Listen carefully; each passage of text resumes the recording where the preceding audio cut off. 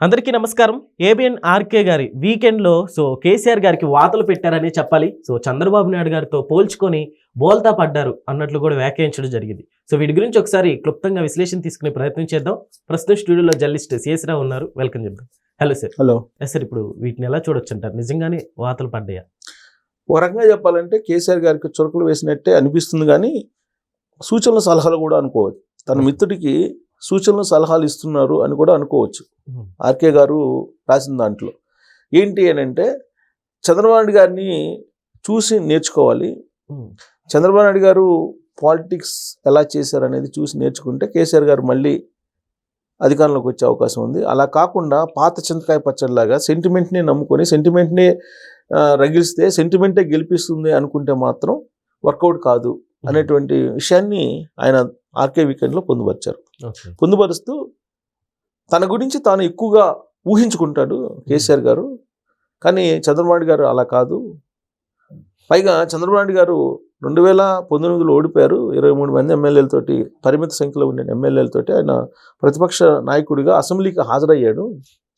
చివరిలో భువనేశ్వర్ గారిని ఎప్పుడైతే టార్గెట్ చేసి వాళ్ళు మాట్లాడారో ఆవిడ మీద, అప్పటి నుంచి ఆయన ఇది గౌరవ సభగా నేను మారుస్తాను, వస్తాను మళ్ళీ ముఖ్యమంత్రిగా అని చెప్పి శపథం చేసి బయటకు వచ్చారు తప్పితే ఆయన అసెంబ్లీని ఏమో బహిష్కరించలేదు. బట్ కేసీఆర్ గారు ఓడిపోయిన తర్వాత అసెంబ్లీలోకి అడుగు పెట్టలేదు ఆయన. అంటే ఆయన గురించి ఆయన ఎక్కువ ఊహించుకుంటున్నాడు, మొదటి నుంచి ఉండేటువంటి అవలక్షణం ఆయనకి అని చెప్పి తన వీకెండ్లో రాశారు. ఇప్పుడు ఇద్దరు సీనియర్ పొలిటీషియన్స్, చంద్రబాబు నాయుడు గారు అలాగే కేసీఆర్ గారు. ఒక రకంగా చెప్పాలంటే చంద్రబాబు నాయుడు గారికి శిష్యుడు కేసీఆర్ గారు రాజకీయాల్లో. ఎందుకంటే కేసీఆర్ గారి కంటే ముందే ఈయన ఎమ్మెల్యేగా అడుగు పెట్టారు అసెంబ్లీలోకి, తర్వాత వచ్చారు ఆయన. పైగా చంద్రబాబు నాయుడు గారు క్యాబినెట్లో పనిచేశారు ఆయన. ఎవరు? కేసీఆర్ గారు. ఇప్పుడు ఆయన డిప్యూటీ స్పీకర్ ఇచ్చారు 99లో గెలిచినప్పుడు. డిప్యూటీ స్పీకర్ ఇస్తే అది క్యాబినెట్లో నాకు మంత్రి పదవి కావాలంటే మంత్రి పదవి ఇవ్వలేదు. మంత్రి పదవి ఇవ్వనందులే ఆయన పార్టీ నుంచి బయటకు వచ్చేసి 2001లో టీఆర్ఎస్ పార్టీని తెలంగాణ ప్రత్యేక రాష్ట్రం అని చెప్పి ఒక నినాదాన్ని స్టార్ట్ చేసి ఆయన ఉద్యమాలు స్టార్ట్ చేశారు. అప్పటి వరకు అసెంబ్లీలో సమైక్యవాదాన్ని వినిపించినటువంటి నాయకుడు బలంగా ఎవరంటే కేసీఆర్ గారే. అసెంబ్లీ రికార్డ్స్ కూడా చూసుకోవచ్చు. సమైక్యంగా ఉండాలి రాష్ట్రం అని చెప్పిన వాళ్ళు కేసీఆర్ గారు మొదట ఉంటారు. ఆయనకి ఎప్పుడైతే పదవి ఇవ్వలేదో ఆ రోజు నుంచి బయటకు వచ్చారనేటువంటి విషయం అందరికీ తెలిసింది. అక్కడి నుంచి ఆయన 2014 నుంచి ముఖ్యమంత్రిగా ఉన్నారు. ముఖ్యమంత్రిగా ఉంటూ మొట్టమొదటిసారి ఓడిపోయింది ఎప్పుడు? 2023లో. ఓడిపోయిన తర్వాత అసెంబ్లీని బహిష్కరించాడు. ఒక రకంగా చెప్పాలంటే అసెంబ్లీని నేను ఎందుకు పోవాలి అసెంబ్లీకి అనే యాంగిల్లో ఆయన ఫామ్ హౌస్కి పరిమితమయ్యారు. ఇది తెలంగాణ సమాజం చూస్తూ ఉంది. ఎందుకంటే తెలంగాణ సమాజం ఇచ్చినటువంటి ప్రతిపక్ష నేత అనే దానికి అర్థం లేకుండా చేశారు. ప్రతిపక్ష నాయకుడు అక్కడ అటెండ్ కాకపోతే, పైగా ముందు ఆయన ముఖ్యమంత్రిగా చేసిన ఆయన చేసినటువంటి విధానాల మీద ఎవరు సమాధానం చెప్పాలి? ఆయనే చెప్పాలి. ఒక రకంగా కాళేశ్వరం ప్రాజెక్టు కానీ, లేదంటే పాలమూరు రంగారెడ్డి ప్రాజెక్టుల గురించి కానీ వీటి మీద చర్చించడానికైనా ఈసారైనా ఆయన అసెంబ్లీకి వస్తారా రారా అనేది వెయిట్ చేస్తున్నారు. ఎందుకు రావట్లేదని అంటే, ఆయన దృష్టిలో రేవంత్ రెడ్డి గారు చాలా అల్పుడుగా కనిపిస్తాడు కేసీఆర్ గారికి రేవంత్ రెడ్డి గారు. అందుకే అతను ముందు నేనేంటి నుంచునేది ప్రతిపక్ష నాయకుడిగా అనేటువంటి ఒక గర్వం ఆయన ఎక్కువ ఊహించుకోవడం కారణంగా వచ్చింది అని చెప్పి దాంట్లో మెన్షన్ చేశారు. ఆర్కే గారు చెప్పిన ఈ సజెషన్స్ ఫాలో అవుతారంటారు సార్ కేసీఆర్ గారు? ఫాలో అయినా కాకపోయినా ఒక జర్నలిస్ట్గా ఉన్న నిజాన్ని కొండబద్దలు కొట్టినట్టు నిష్పక్షపాతంగా చెప్పాలి. ఎందుకంటే క్లోజ్ ఫ్రెండ్ కాబట్టి. పైగా క్లోజ్ ఫ్రెండ్ ఆయనలో ఉండే మైనస్లు ఏంది, లేదంటే పాజిటివ్స్ ఏంది అనేది రాధాకృష్ణ గారికి బాగా తెలుసు. సరే రాసిన తర్వాత ఆయన రిసీవ్ చేసుకోరు అనేది వాళ్ళ ఇష్టం. ఇప్పుడు నేను వీడియోలు చేస్తున్నాను, మీరు అడుగుతున్నారు, నేను చెప్తున్నా, వినేవాళ్ళు వింటున్నారు, తీసుకునే వాళ్ళు తీసుకుంటారు, తీసుకునే వాళ్ళు తీసుకోరు. ఎవరు వ్యక్తిగత అభిప్రాయం వాళ్ళది. ఎవరికి వ్యక్తిగత స్వేచ్ఛ మన రాజ్యాంగం కల్పించింది. కాబట్టి తీసుకోవాలని ఏం లేదు, ఎవరైనా తీసుకోవాలని, మనం చెప్పింది వినాలని ఏం లేదు.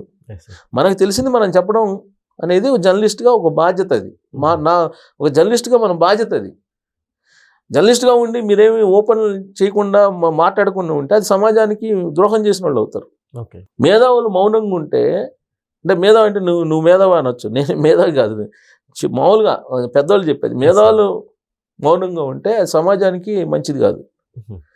అలాగే జర్నలిస్ట్గా నాకు తెలిసిన విషయాన్ని నేను చెప్పకపోతే కనుక అది ఒక రకంగా చెప్పాలంటే వృత్తికే కరెక్ట్ కాదు. Yes, sir. ఆ కోణం నుంచి రాధాకృష్ణ గారు ఆయనకు తెలిసిన దాన్ని, ఆయనకు ఉన్నటువంటి పరిజ్ఞానాన్ని, ఆయనకు ఉన్నటువంటి వ్యూని వ్యక్తపరిచారు. Mhm. వ్యక్తపరిచినప్పుడు అది రిసీవ్ చేసుకోరు అనేది కేసీఆర్ గారి ఇష్టం. Mhm. ఆయన చెప్పింది ఏంటి, రేవంత్ రెడ్డి గారు అల్పుడు అనేటువంటి ఉద్దేశం అతనికి ఉంది, Mhm. అందుకని అతను అటెండ్ కావట్లేదు.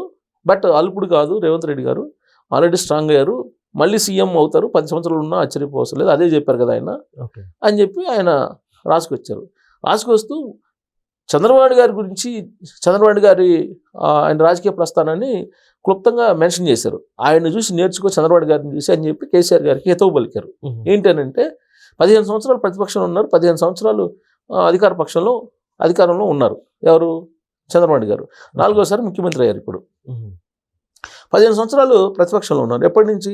2004 నుంచి 2014 దాకా ప్రతిపక్షంలో ఉన్నారు Mhm. ఉమ్మడి ఆంధ్రప్రదేశ్లో. 2019 నుంచి 2024 దాకా విడిపోయిన ఆంధ్రప్రదేశ్కి ప్రతిపక్షంలో ఉన్నారు. Mhm. ఇప్పుడు కేసీఆర్ గారి లాగా అభిప్రాయం ఉంటే అసలు చంద్రబాబు గారికి అసలు ఉమ్మడి రాష్ట్రానికి సుదీర్ఘకాలం పాటు ముఖ్యమంత్రిగా, ప్రతిపక్ష నాయకుడిగా చేసినటువంటి లీడరు ఒక చిన్న రాష్ట్రం విడిపోయిన తర్వాత చిన్న రాష్ట్రమే కదా, ఒక చిన్న రాష్ట్రానికి అసలు ముఖ్యమంత్రి ఎందుకు ఉండాలి? Yes, sir. లేదా ప్రతిపక్ష నాయకుడిగా అసలు ఎందుకు వెళ్ళాలి అనుకోవచ్చు. Mhm. కానీ చంద్రబాబు గారు అలా అనుకోలేదు. చంద్రబాబు గారు అనుకోలే. ప్రతిపక్షంలో ఉంటే ప్రతిపక్ష పాత్ర పోషించారు, అధికార పక్షం ఉంటే అధికార పక్షం పోషించారు. ప్రజలు ఏ తీర్పు ఇస్తే అలా ఆయన వ్యవహరించారు. Mhm. పైగా రాజకీయాల్లో ఒక్కోసారి తెలియకుండానే కొన్ని రాంగ్ స్టెప్స్ పడతాయి. రాజకీయాల్లోనే కదా, ఎవరికైనా మన జీవితంలో కూడా రాంగ్ స్టెప్ పడినప్పుడు, అది రాంగ్ అన్నప్పుడు ఇమీడియట్గా దాన్ని మళ్ళీ వెనక్కి తీసుకోవాలి. Mhm. చంద్రబాబు నాయుడు గారు ఆ విషయంలో అప్రిషియేట్ చేయాలి ఆయన అని చెప్పి రాశారు. Okay. ఎందుకు 2018లో నరేంద్ర మోడీ గారిని వ్యతిరేకించారు, 2019 ఎలక్షన్కి వచ్చేటప్పటికి ఓడిపోయారు. Mhm. అంటే చేసిన తప్పు ఏంటి? ఎన్డీఏల నుంచి బయటకు రావటం. Okay. సో ఆ తప్పుని తెలుసుకొని ఇమీడియట్గా మళ్ళీ 2024 కల్లా ఎన్డీఏలో భాగస్వామ్యం అయ్యారు. అందువల్ల ఆయన ముఖ్యమంత్రి అవగలిగారు అనేది రాధాకృష్ణ గారు రాశారు. Uh-huh. సో అలాంటిది కేసీఆర్ గారు చేయట్లేదు చంద్రబాబు గారి లాగా. Mhm. ఇప్పుడు 2014 ముందు లేదా కేసీఆర్ గారు 2001లో ప్రత్యేక రాష్ట్రం ఉద్యమం అదంతా తారాస్థాయికి చేరినప్పుడు 2009లో Okay. చంద్రబాబు గారితో పొత్తు పెట్టుకున్నారు కదా కేసీఆర్ గారు, వీళ్ళందరూ మహాకూటమి ఏర్పడింది కదా. Yes, sir. ఆ తర్వాత మహాకూటమి నుంచి బీఆర్ఎస్ పార్టీ వెళ్ళిపోయినప్పుడు ఇమీడియట్గా స్టాండ్ మార్చుకున్నారు చంద్రబాబు గారు. Yes. అసలు అంతకుముందు కూడా తెలంగాణకి వ్యతిరేకం కాదు అని చెప్పి చెప్తూ వచ్చారు ఆయన. Mhm. ప్రత్యేక రాష్ట్రానికి, తెలంగాణకి నేను వ్యతిరేకం కాదు, Mhm. అయితే విభజించేటప్పుడు మీరు సమన్వయం చేయండి అని చెప్పారు. Okay. అంతే తప్ప ఆయన నేను వ్యతిరేకం కాదని అనేక సందర్భాల్లో చెప్పారు. కానీ తెలంగాణ వ్యతిరేకం అని చెప్పి ముద్ర వేశారు కేసీఆర్ గారు. అవును సార్. సరే, ఆ ముద్దలన్నీ పక్కన పెడితే అందుకే చంద్రబాబు గారు ఎప్పటికప్పుడు ప్రజాభిప్రాయానికి అనుగుణంగా Mhm. ప్రజలు ఏం కోరుకుంటున్నారో దాని ప్రకారం మౌల్డ్ అవుతూ వచ్చారు రాజకీయంగా. Yes, sir. అలా మౌల్డ్ కావాలి, చంద్రబాబు గారిని చూసి నేర్చుకో అని చెప్పి కేసీఆర్ గారికి తన వీకెండ్లో హితవు పలికారు ఆర్కే గారు. Okay. Okay, sir. Thank you. Thank you.